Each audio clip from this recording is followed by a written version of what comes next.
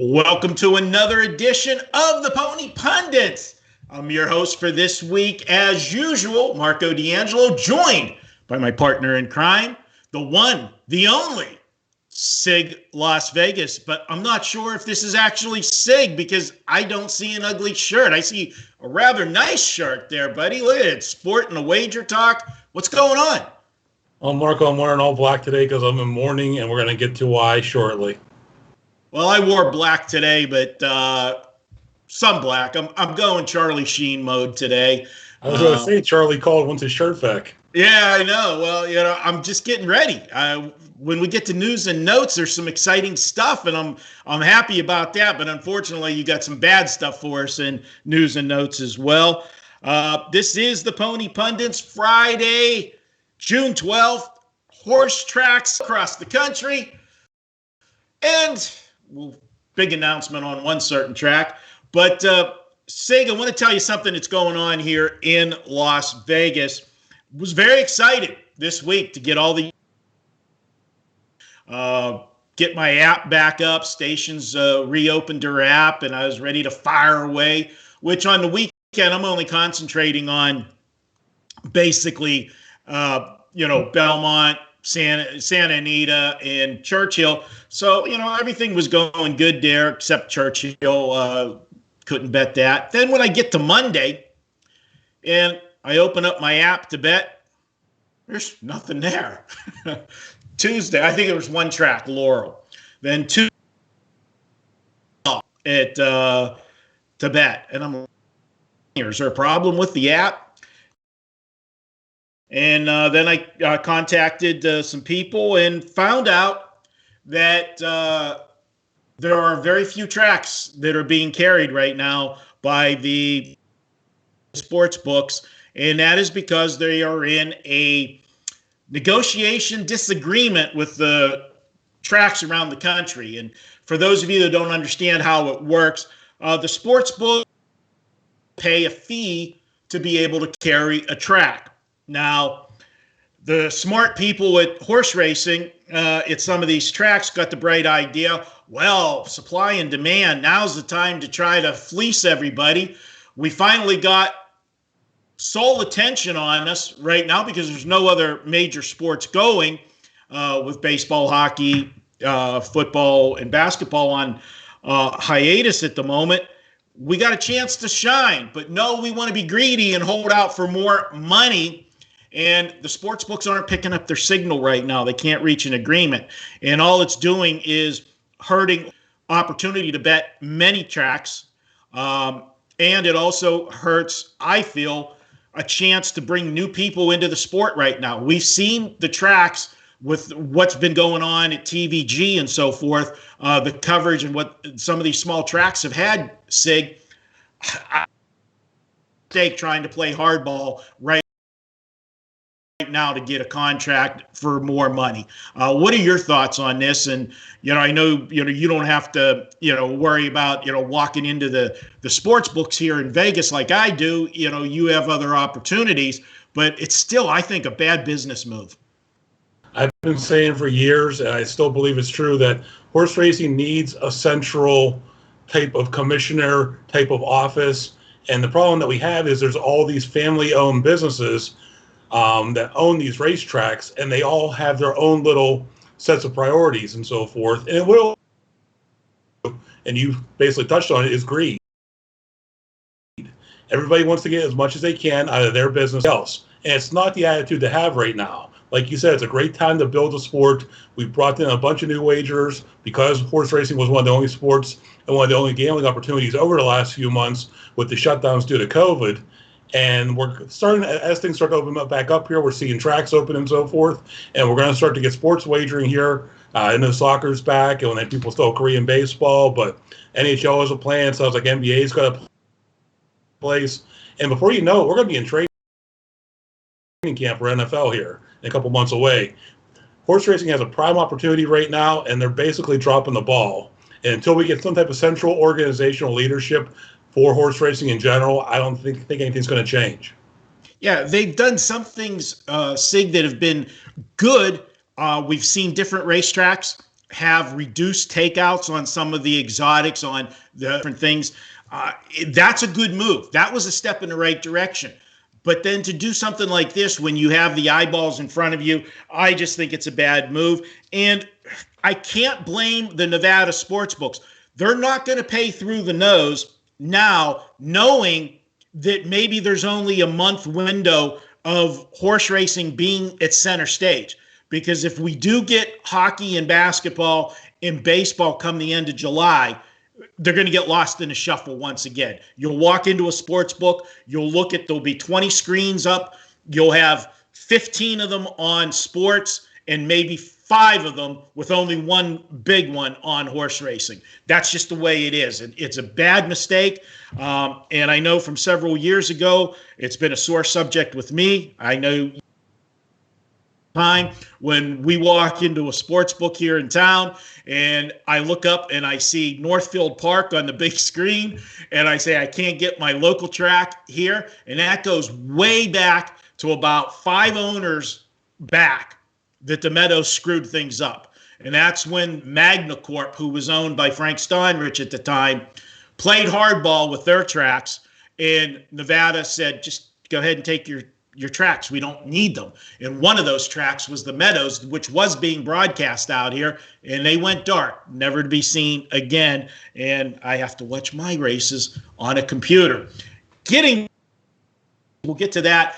Before I let you swing into news and notes, 5 days a week, twice a day, we got 2 live shows, 12 Eastern, 3 o'clock Eastern. Every day, WagerTalk TV. You can check it out. Follow all of your favorite shows. Something different every day of the week. And, of course, on Fridays, my favorite show. Hopefully it's yours, too. The Pony Pundits. Check that out every Friday at 3.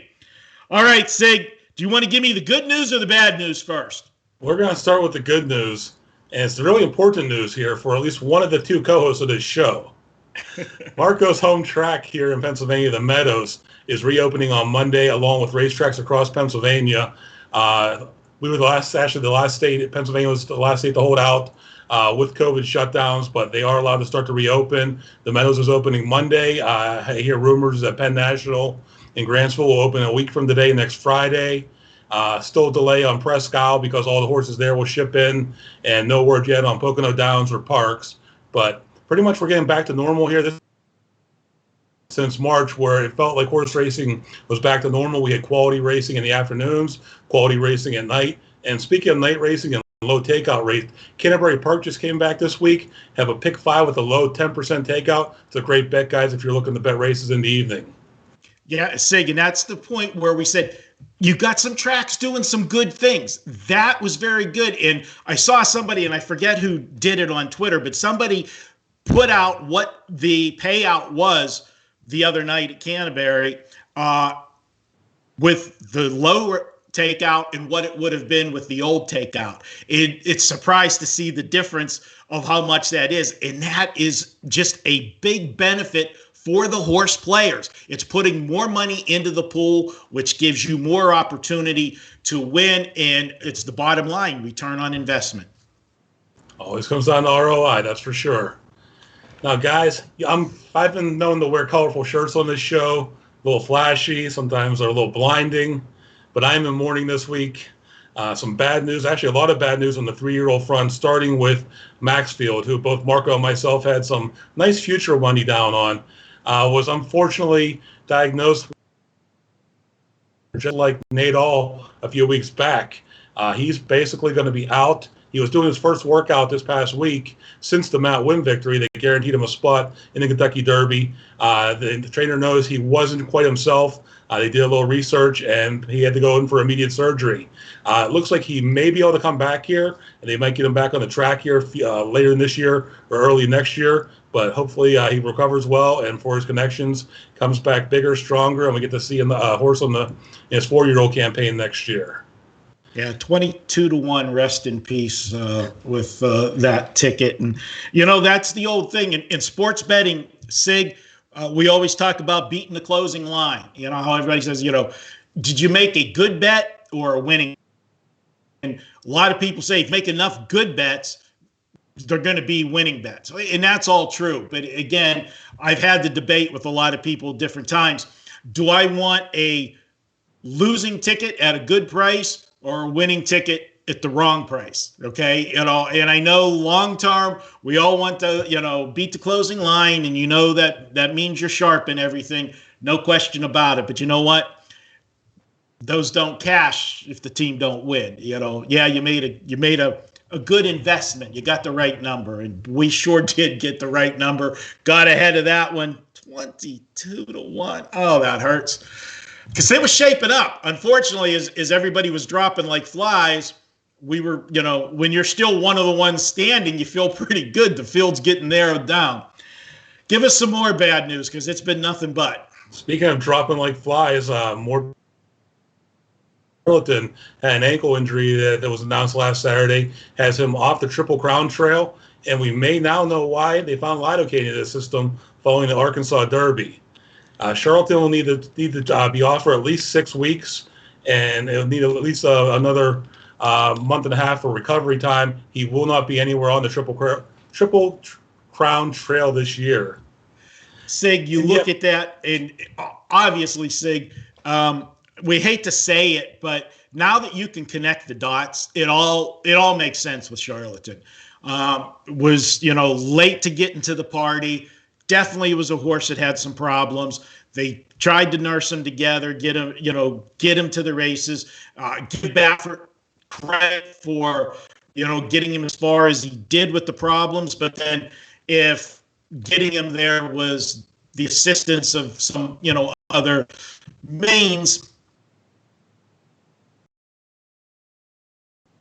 especially with the drug in question. It does numb a horse.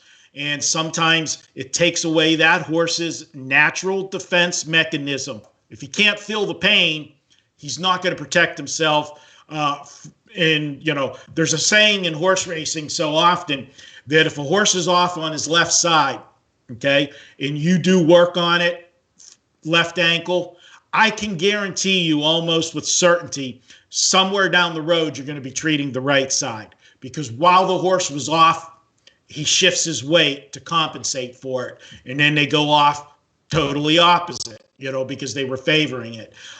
This is a thing that with Charlatan, no question in my mind, the horse was battling problems, and it's a shame that had to come to it. Hopefully he'll be back and we'll again.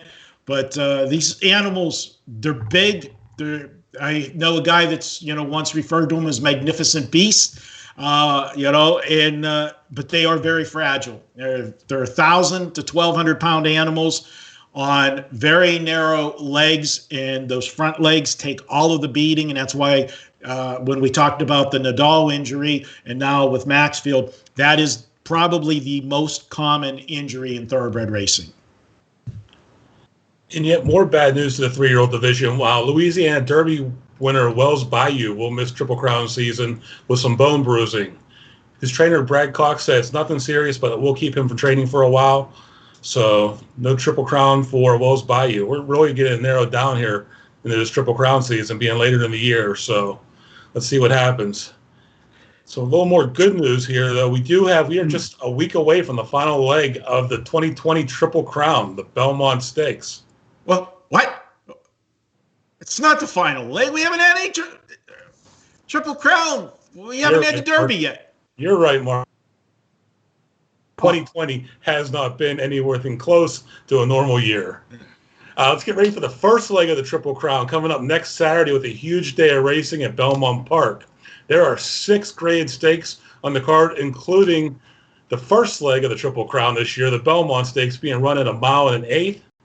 Some of the horses expected to participate in the Belmont Stakes are Basin, Dr. Post, Farmington Road, Max Player, Modernist, Tap at the Win, and Florida Derby winner and most likely favorite Tis the Law have been announced as probables right now. We'll know more the middle of next week when they draw those fields.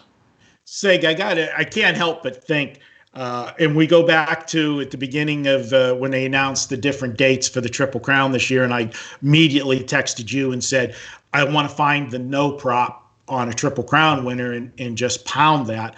I think it's even because I think the most likely horse to be the Kentucky Derby winner right now is not even going to race in the Belmont. So that probably, makes it a certainty that there won't be a Triple Crown winner. But I've got to think about the Preakness. They're in uncharted territory. They get to feel what the Belmont feels in most years. They're going to be insignificant because the way it's always run, the Preakness is never going to be the Derby, okay? But it always has the potential for a Triple Crown, provided the Derby winner shows up at the Preakness, which, unless there's an injury, almost always does. This year, the Preakness can be absolutely meaningless, not meaningless because it is one of the Triple Crown races, but just ask the Belmont people any year that there's not a possibility for a Triple Crown, the difference in attendance and interest in the race. So Preakness, they're not going to be real happy come their time of the year with their rotation, in my opinion. I agree with you in some ways, Marco, but actually this year, where Preakness falls between the first Saturday in September with Kentucky Derby and in the November, which is the Breeders' Cup, it's in a perfect spot for horses that are on that 4 to 5 week schedule. So if a horse is going to the Dirt Mile, if a horse is going into the Breeders' Cup Classic, if they race Kentucky Derby, Preakness makes logical sense for them in the schedule. So that is true. I can't argue with you on that one. What else you got for us? Lastly, I just want to give a quick shout out. A few people reached out to us last weekend after the Santa Anita Derby. If you remember on last week's show, Marco did mention it might not be a bad idea to take a shot at the futures on Honor AP, who ran big last Saturday at Santa Anita, took down Authentic, and is now actually co-favorite in the Kentucky Derby futures, going from 22 to 1 to 4 to 1. So I just want to shout out to those couple guys that reached out to Marco and myself on Twitter and locked those tickets in at 22 to 1. With Maxfield out, we'll be cheering for you guys come the first Saturday in September. Marco, yeah, that's it. Yeah, that was great advice I threw out there last Saturday. And did I do it?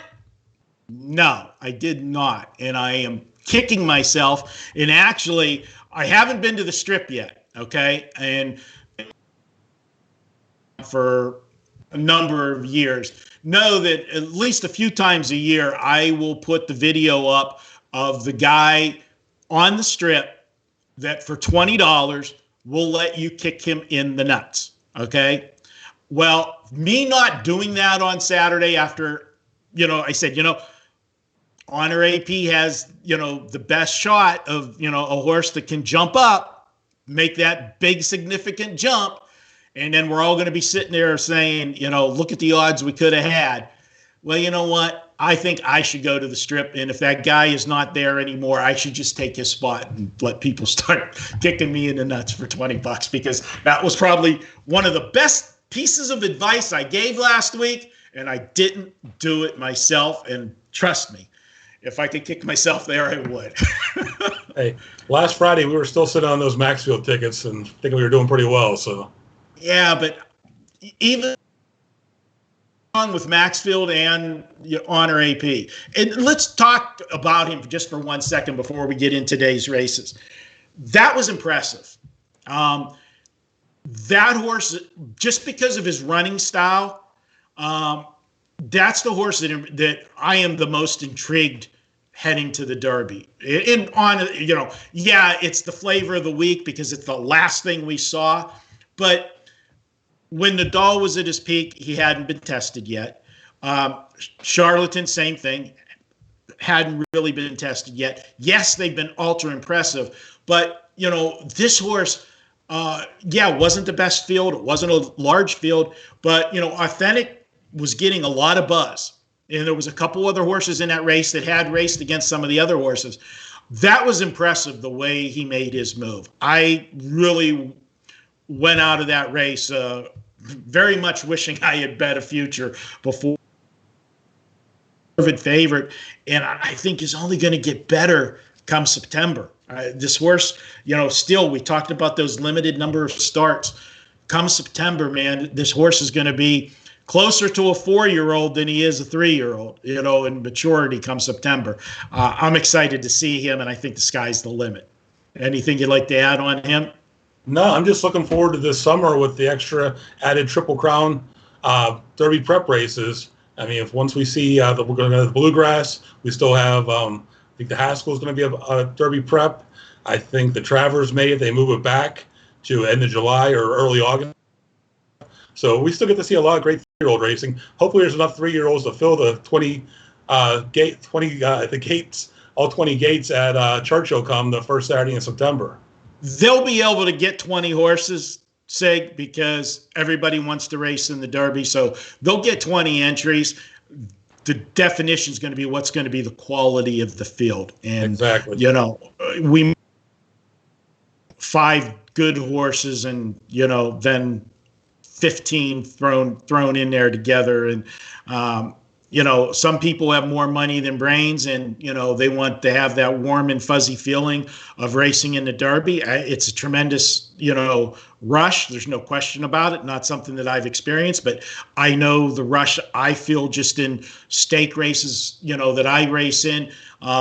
And to be able to race a horse in the Kentucky Derby, a lot of people will put a horse in there that probably doesn't deserve to be in there. But with the point system the way it is right now and all of the leaders off the trail, it's going to open it up for some horses that would not have got in another year. So be curious to see what happens. Sig, we've got some good racing. Belmont is where you're going to send us for this week for the also going to be part of our pick 4. And the pick 4 is going to be races 7 through 10 at Belmont. And in that pick 4, race 9, the Ogden Phipps Stakes. This is a nice field, small field, but there's 3 nice horses in here. Let's go into this race. We can break this race down, obviously, in detail today, and let's start it off. I'll start with you, and you look at that 9th race. You've got the number 1 horse, Pink Sands, comes in here. This is a horse 6-1 on the morning line, coming off back-to-back wins. You look at the horse's speed figures, the last 3, Sig, big leaps and bounds, moving in the right direction. Is he ready for this class, though? That's my question to you. Mark, I got to say, I'm glad this is only a 6-horse field, because I sat down to look at this last night, and I can make a case for every horse, all 6 horses in this race to win this race. So it was tough to break this one down, but I have a history of picking one of the toughest races of the week for our race of the day, so let's get to it. Yeah, like you said, Pink Sands coming in here off a 2-race winning streak. We last saw her winning the Inside Information Stakes at Gulfstream in January. I think she's a great horse. I don't think she's good at this distance, though. We're going 1 mile and a 16th here tomorrow at Belmont. And in her career, she's only done that twice. She did win it last year at this distance at Monmouth in the Ladies' Secret Stakes. But she was never a factor there at Churchill in September in the Locust Grove Stakes. And this field on Saturday is much more classy and much tougher than the fields that she beat at those distances. I'm not counting her out here because Jose Ortiz is riding, and he does seem to get he's ridden her in 5 of her 6 career wins. So if somebody can win this race if she can win this race with Ortiz aboard, that's when she's going to do it. Yeah, and definitely will be a nice price in here, Sig. I just think there's other horses to look at in here, and one of them that I think is a major player in this race is the number 2 horse, Point of Honor. Now, this is a horse that might not have all of the big races, and I'll talk about Pink Sands, go back for a second. You look at Pink Sands and look at her lines, although we're stepping up with this being a bigger graded stakes, she has raced in a ton of grade 2 and grade 3s. Now you look at the 2 horse, Point of Honor. She has raced in 5 graded stakes, but they've been 1s and 2s, and the last 3 have been all grade 1 stakes. And I'm going to go back to that last look at Point of Honor. It was the Apple Blossom. What a great race. And I remember correctly, Sig, you were on Ollie's Candy that day, and they put the horse on the front end, which surprised me, and went, battled another horse the entire race, put that horse away, and then had to hold off the late flying CC, and CC just nipped it right at the wire. I know I heard you yelling all the way from Pittsburgh at that final couple, the final 100 yards there. It's like the wire can't get there fast enough, and got nipped. But point of honor, the reason I'm going to point this one out is if you look at that race from the Apple Blossom, broke out away down behind, but she was coming from another zip code. Okay, this wasn't. She was sitting 14th most of the race. At one point in the race, she was 17 lengths out of it, and come smaller field, she's going to be closer to the pace, but her speed figures, although they are improved, much below some of the other ones in this race. Looking at a horse that's got 8 lifetime starts, 3 wins, 3 seconds, and a third. Definitely, if Ollie takes a step backwards and this one takes a step forward, this could be very interesting at the wire. I agree with you completely, Marco. This is actually where I landed at. I think Point of Honor is your winner on Saturday in the Ogden Phipps Stakes for a couple reasons. First, if you look back, like Marco said, that Apple Blossom Stake, first off, Drayden Van Dyke rode her that day, who isn't a normal rider. JJ Castellano's been riding her, gets the best out of her, and she broke poorly, broke last, came back, only finished, let me see. She finished 2 1/4 lengths off when she was at 17 lengths back at one point in the race. So, I mean, she ran a hell of a race, and she on Saturday is I see a lot of speed up front in this race. I see a lot of horses that want to be on the lead and like to go fast early. And this is a one-turn race, even though it's a mile and a 16th on the big Belmont track. They start in the chute. They make the one turn. I think this sets up perfectly for Code of Honor. There's plenty of speed on the front end. We're going to see a battle up front. And I think we're going to need to see somebody come and pick up the pieces from a lot of tired horses that have been racing hard on the front end here. So I'm going to be landing on Point of Honor. We'll go to how I bet it here when we get through the race of the day. But, Marco, what do you think about number 3? She's a Jolie. She's a Julie, I think, is an interesting horse at a price. And I'm going to point out a couple things. Last 2 Grade 1 stakes, had a race on May 23rd. And if you go to her last 2 races last year, were Grade 1 stake races. She finished 3rd. She finished 4th. Not, super impressive, but not embarrassing either. She held her own. I am looking at that race on May 23rd. And to me, that race just screams of we sent the horse out. We needed to get a race in her, and they were pointing 100% to this race. That was just a setup race for her. And the other intriguing part here, this is an Asmussen-trained horse, Santana Jr. This is his only mount on something that I really do like. Quality jockeys. They only have, it's a live mount, big race. Obviously, this is a big race.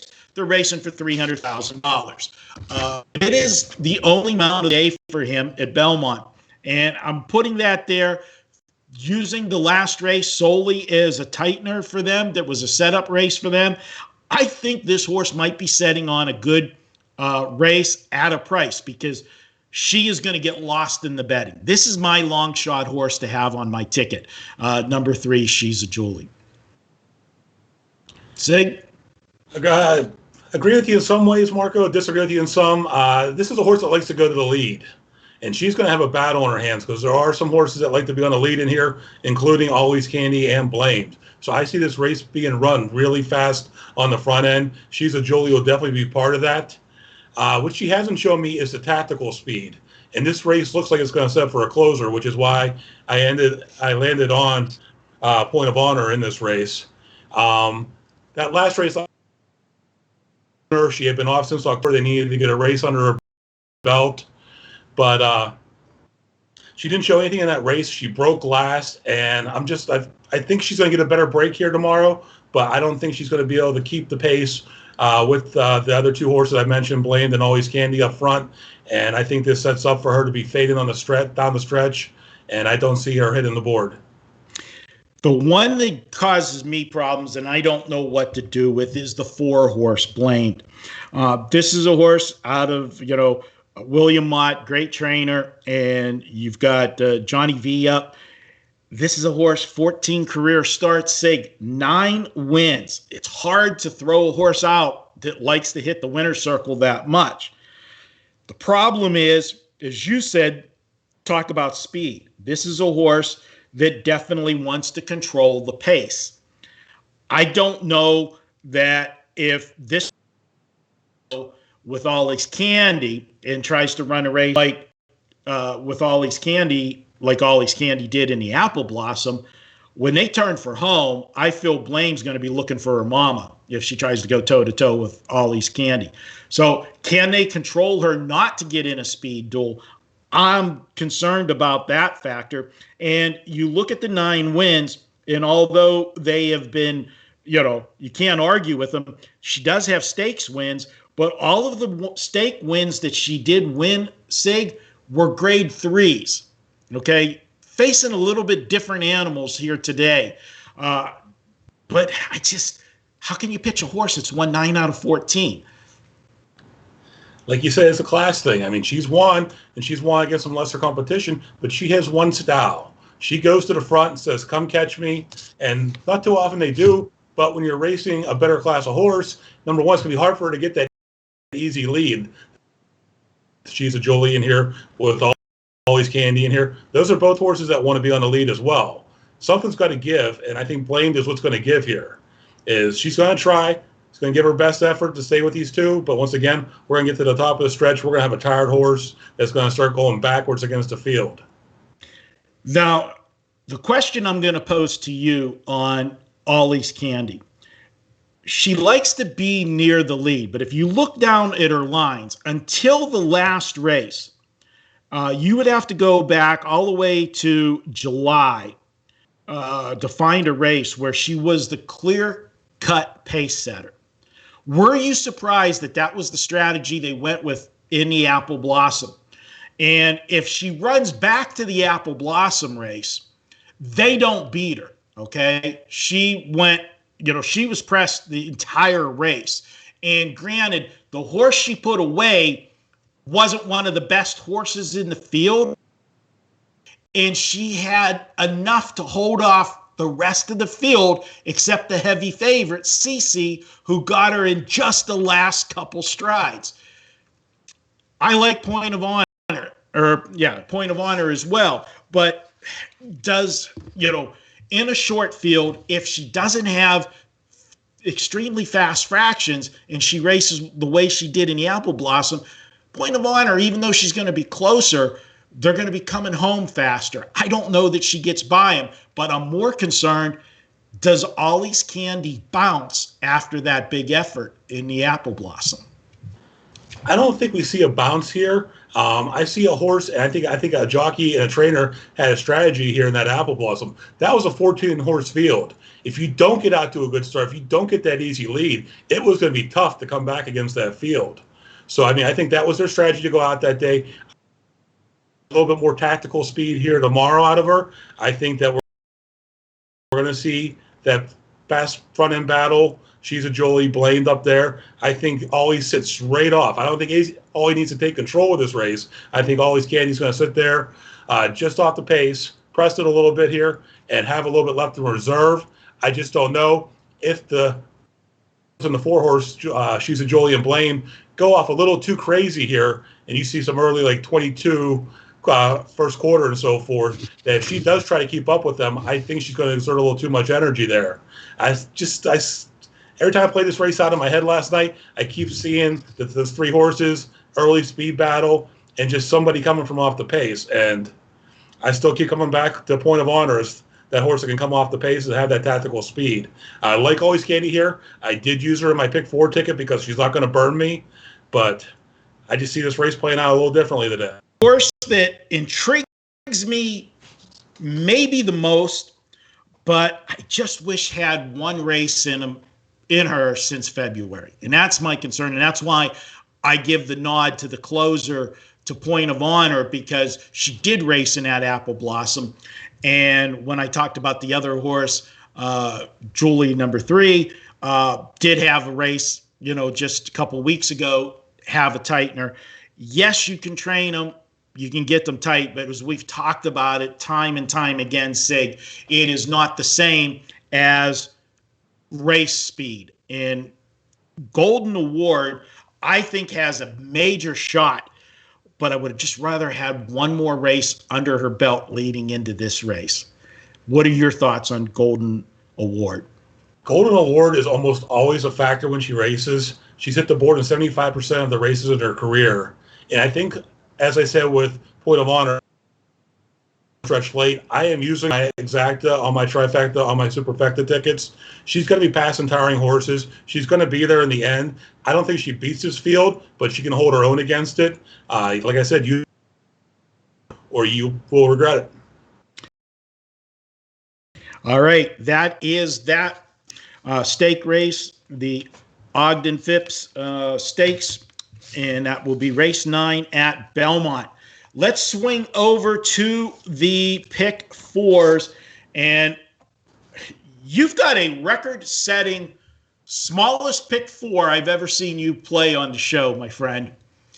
You trying to show off or what? Got a couple strong opinions in here, Mark. There are some horses I like. I know Belmont's not been running for 2 weeks now, but I got a pretty good feel for it. We caught a pick 5 here on yesterday, paid over $1,200. I just seem to have a good feel for it, and a couple horses I think here, or I can go short, and I think just play my ticket. I'm going to press it up a little bit probably, but take your strong opinions and press them when you got them. That's what I say. I'm going to go ahead and give you a plug right now, since you mentioned that pick 5, and let everybody know that you are covering Belmont each day they are running. You switch back and forth, maybe sometimes some Churchill if you get some bad weather, but primarily it is going to be Belmont. You can check out Sig's plays over at WagerTalk each day. I'm covering the West Coast and then a couple spot tracks maybe during the week, but Santa Anita is my home base, and you can pick up those races as well. WagerTalk each day, and I'll also from time to time throw in some other tracks, just some key races. And now that we've got my home track of the Meadows, may even throw some Meadow selections on my card. No matter where the track is, what the size is, if you can make money, let's do it. So check that out. Just $9 for a race card. Sig, let's start with the 7, and you're coming up with a single here. And although I agree with you, we're going to debate the horse a little bit. Good. All right. Yeah, you're right. I did land on a single here. I got the signal to land on a single. Yeah.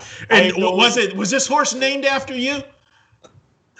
Something I've never been called is Too Sexy, the 10 horse. The 3-year-old filly, John Velasquez, is riding for Christophe Clement. I think this filly towers over this field. She just missed last out back in April, and she's going to be flying late to break her maiden for a barn that actually had a rough week after they lost 10 on the New Jersey Turnpike early last Sunday morning. There was horses in transport from Gulfstream up to New York for the spring and summer racing season. Unfortunately, bad accident, trailer caught on fire. They lost. I think they need some good news here, and I think Too Sexy is going to give it to them, breaking her maiden on Saturday. I can't disagree with the pick, Sig, and I have the 10 as well. But I am not singling a horse that hasn't won a race yet. I'm sorry, okay? Especially in we're looking at 11-horse field. We're breaking from 10 posts. Just too many things can happen. If everything goes right, this is the horse that's supposed to win the race, has a couple starts, has been improving with each start, sets up. This is supposed to be when she graduates and gets her picture taken. But I'm going to have a backup plan. I'm going too deep in this one. You're going with the 10 as a single. I'm going with the 10, and I'm going with the 2. We're picking up a first-time starter out of a barn that knows how to win first time out, Chad Brown. This is a horse that's been, got Jose Ortiz aboard. Look at first-time starters with Chad Brown. 20% win rate, 50% hit the board. Is having a good meet already. Last 30 is winning at a 25% clip, and his horses are hitting the board 65% of the time. If Too Sexy is not quite sexy enough for the pitcher this week, I think it's the 2 that will jump into the winner's circle, and I'm going 10-2 for my first leg. Can't disagree with that at all, Marco. And when Chad Brown and the owner of that horse, Dovine, send the horse out, the horse is ready to go. So if you beat me, you beat me. But last time I checked the score here, I think I'm a little ahead on the Pick 4 score. So. Oh, there we go. Yeah, okay. Yeah. Yes, you are, sir. You are ahead on the Pick 4 scores. Probable due last week. Yeah. Well, apparently, because you didn't know how to watch a horse race replay from the week before when we talked about that. Hey, what did the problem do last week? Who hit the Pick 4 last week? Did you guys know if you played my Pick 4 last week and Marco's Pick 4, you only ended up losing a nickel because mine actually paid? Yep. Congratulations, my friend. Congratulations. All right, let's go to the next one here. This is a little bit different. We both agree that it's a wide open race. And being so wide open, we both landed on 5 horses in this race. 4 of the 5 are the same. We each have a different one oddball. Options are 7, 9, 5, 10, 6. Mine are 7, 12, 10, 9, 5. So the only ones we disagree on here is you got a 6 and I got a 12. Where do you want to start in this race? Well, I mean, we can touch on, I don't know, look at the time here. We got time to touch on them a little bit here. Normally, these guys, Marco and Jeff was our guest a couple times here. They get mad at me because these maiden races are the ones that are toughest. In this case, I singled the maiden race. It's race 7. This is an allowance race. We should have a better idea about these horses, but this is a really even field here, in my opinion. It was hard to pick out. I mean, even narrowing it down, I could have gone all on this ticket if I wanted to in this race and not felt like I put enough money on the table. But took a quick look here. Officer Hutchie is my top choice, the 7. It's hit the exact in all 4 of the career starts. Has tactical speed, and this horse should be able to win the stretch. But with the competition, with the 9 then behind the couch, he's making his first start of his 4-year-old campaign. He's hit the board in 5 of the 6 career races. The trainer, Jeremiah Englehart's not great off the long layoff, but this horse seems to fit this condition here, so I got to use him. The 5 Quality Stones won his debut in February at Aqueduct, and then we know racing got shut down for 3 months. So this will only be a second career start. Second time Lasix horses have been known to approve after getting that experience, even though he did take down that debut. I went with the 10. Marco, I know used also good credence. 3-year-old filly with John Velasquez aboard. He gets the best out of this horse with exacta finishes both times he rode him. She's making her second start off the layoff. I can't leave her off the ticket. The horse we disagreed on is actually the last horse I put on this ticket. I looked at my PPs over and over last night. Whale and Josie's a 4-year-old filly for trainer Steve Jerkins.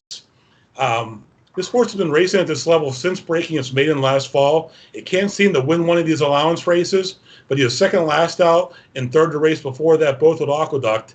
They just have me suspicious. It should be a nice little price. I want to have him on the ticket for an extra couple bucks. If this horse wins, this will definitely help us pay balloons. No question. I'll agree with that. That would give you some balloons. I went to a different horse for my difference. We agreed on the 4 horses that you talked about first, but I put the 12 horse in. And this is a horse that 2 starts, had the layoff, raced in February, came out first start, finished third, beaten 5 lengths, but still first race, maiden special weight, finishes third, but then comes back second asking and wins for fun. Draws off, wins by. If this horse is ready, I think this horse can make a big jump. As you said with the 6 horse, you like the horse because he did win his, first start not win his first start, but has been improving. He's got a 4th, a 3rd, and a 2nd. Again, hasn't gotten that win here. You got to go all the way back to last year, back in October, had back-to-back wins in different class level. I just think that, I did look at the 6. I'll be honest with you. I was between the 5th horse for me. This would have been 6th horse if I would have went 6 deep. But I just think there's going to be some price on the 12. I think it's going to get lost in the shuffle here. Not a well-known, name trainer and not a well-known jockey riding. So that's my horse to get a little bit of a price in here. It's a wide open race, very competitive race. And yes, this is what you would expect out of a maiden race, not an allowance race. But I think this is going to be the race that's going to dictate the price of the ticket. So I agree with you on most of the choices, and we'll see if we can get there. The 9th race is the race we went in detail. That is the stake race, the Ogden Phipps. What are you doing as far as the pick 4 in this race? I went 2 deep here. Like I told you guys earlier, I'm on Point of Honor. I think it's when she's winning this race. I'm not going to let Always Candy beat me. So I went 2-5 here in the race of the day, race 9. Yeah, for me, I had to go 3 deep here. I think it's a 3-horse race. I think Point of Honor. I think Ollie's Candy. And then, of course, the 6-horse that we talked about, Golden Award. I have it 5-6-2. I could make it 2-5-6. I could make it. There's not much separation between those 3 for me. If Ollie's Candy runs back the Apple Blossom, they don't beat her. Pure and simple. If, softer fractions or whatever, or even if she lets which I see her letting the 4 go and her just sitting right off of her. And I see the 3 sitting right off of him. I think it'll be the 4 on the lead and then like the other 2 lapped on, so to speak. But it won't be that fractious, suicidal type fractions. I think with the smaller field, they know they can back it down some. And then I just think that'll give Ollie's Candy that little bit of a head start for the jump turning for home on Point of Honor, but Point of Honor will be much closer. So for me, I went 3 deep there. And I went a little, we both, looks like the 10th. Let's go ahead and move there. Yeah, race 10, I thought this was a 2-horse race, but I did add a 3rd in when I realized the size of my ticket. Thought we'd throw a 3rd horse in here. You could have threw a 3rd, a 4th, and a 5th horse in. The size of your ticket. All right, guys. It's race 10 is a starter allowance, 1 mile on the turf for 3-year-olds and up. I landed on the 5 Hurricane Breeze. The 3-year-old filly. Castellano's riding for Mike Maker. They claimed this horse back in January by the Maker Barn. Made 1 start a couple weeks ago at Gulfstream, which just seemed like, let's see what she can do before we take her off to New York. She just missed at the wire by a nose there, and I like the fact that they bring her back this quickly. She's going to stalk the early speed and be a closer in here, I believe. Yeah, and let me just jump in. The claim, Michael Maker, how many turf horses have we seen him put into orbit? Everyone he seems to touch, it turns to gold. Finds improvement in every one of them. I agree with you. If I was going to do a single, that would have been it, the 5 in this race. But when we get to our pick 4s, I will tell you how you can play a smaller ticket if you want, and I'm actually going to beat the ticket of Sigs just for spite. Go ahead, buddy. Finish yours out. My second choice in here was Bean Counter, 4-year-old filly for Todd Pletcher. Jose Ortiz is riding. Just missed it in her last 2 outings at Gulfstream. This is going to be the first time that she gets rider and gets the best out of his mounts. So I couldn't leave her off the ticket here. If Ortiz gets a little bit more out of her, gets her started at the right time, she could definitely win this race.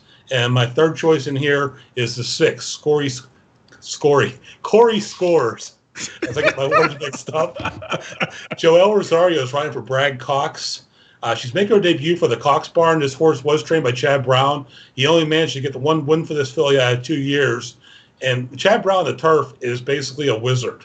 So how he only got 1 win out of this filly, I'm not sure. But Joel Rosario's riding. He's an extremely aggressive rider, and if it's possible, he's going to have this horse in a position to win. My pick 4 ended up being 1 by 5, by 2 by 3.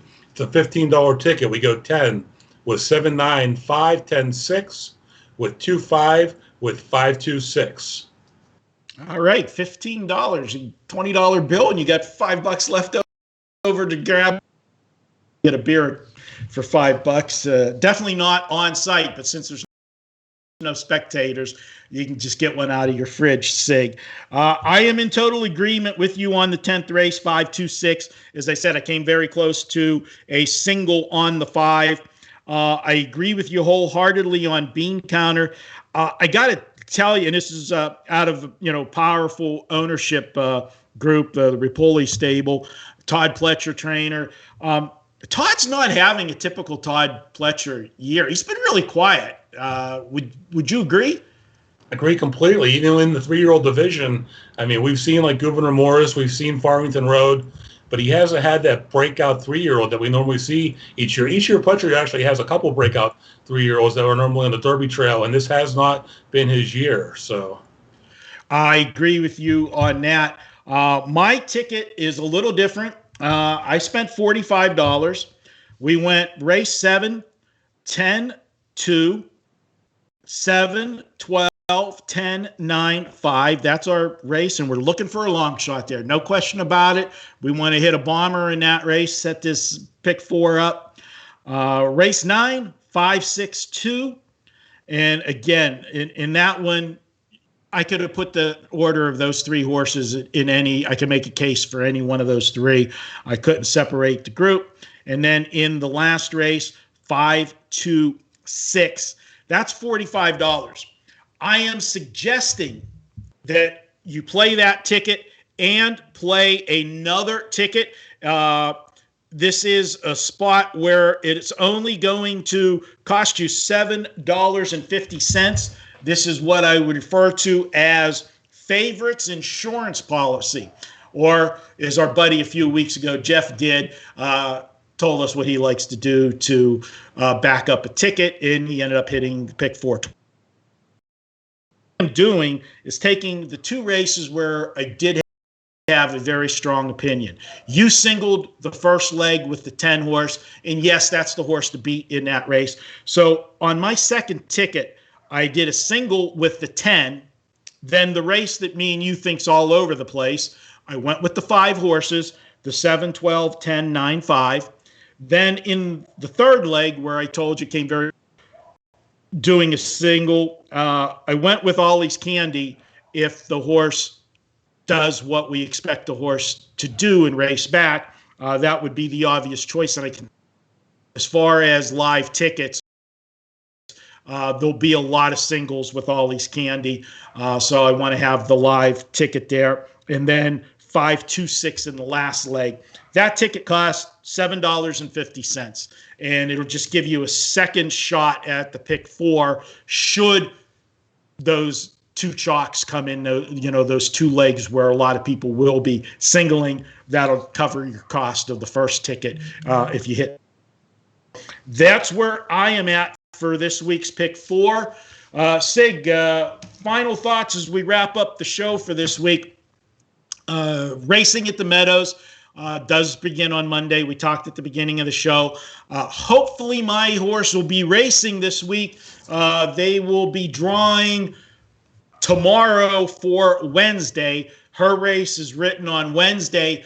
I'm guessing possibly you didn't wear your one of your ugly shirts this week because maybe you're going to make a trip to the racetrack, and if we get lucky, you're going to go into the winner's circle and show off your shirt. You want to keep it nice and clean for Wednesday? Well, you're assuming your horse is going to make it to the winner's circle, so that's a big assumption. You know that. I am just going to be excited to see racing from the meadows again. Hear our buddy Jeff announce, the races, and I don't know. Do you think we'll get a Pony Pundit shout out? Never know. Got to tune in to find out. I'll tell you this much: if she does win, and you're there, and you make it to the winner's circle, I'm sure Jeff is going to give you a shout out.